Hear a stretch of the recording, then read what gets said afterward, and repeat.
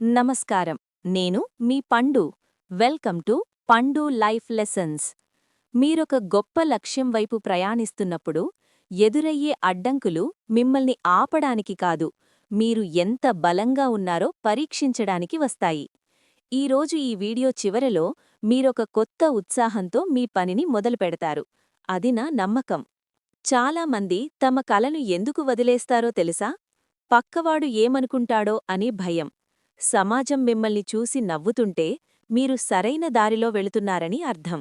ఎందుకంటే సామాన్యులకి అసామాన్యమైన కలలు అర్థం కావు. ఇక్కడ నేను మీకొక రియల్ లైఫ్ స్టోరీ చెప్పాలి. ఒక వ్యక్తి ఉన్నాడు. ఆయన వయస్సు 65 ఏళ్లు. అప్పటికే ఆయన జీవితంలో అన్నీ కోల్పోయాడు. చేతిలో కేవలం $105 సోషల్ సెక్యూరిటీ చెక్కు మాత్రమే ఉంది. ఆ వయసులో ఎవరైనా ఏం చేస్తారు?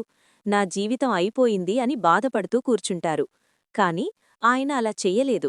తన దగ్గర ఉన్న ఒకే ఒక్క ఆస్తి, తన దగ్గర ఉన్న చికెన్ రెసిపీ. ఆ రెసిపీని పట్టుకొని హోటల్స్ చుట్టూ తిరగడం మొదలుపెట్టాడు.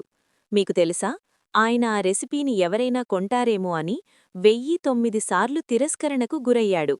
1009 మంది నీ రెసిపీ బాగోలేదు అని ముఖం మీదే చెప్పారు.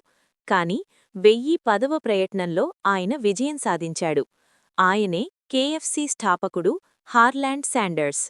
65 ఏళ్ల వయస్సులో 1000 సార్లు విఫలమైనా వెనక్కి తగ్గని ఆ సంకల్పం ముందు ఓటమి కూడా తలవంచింది.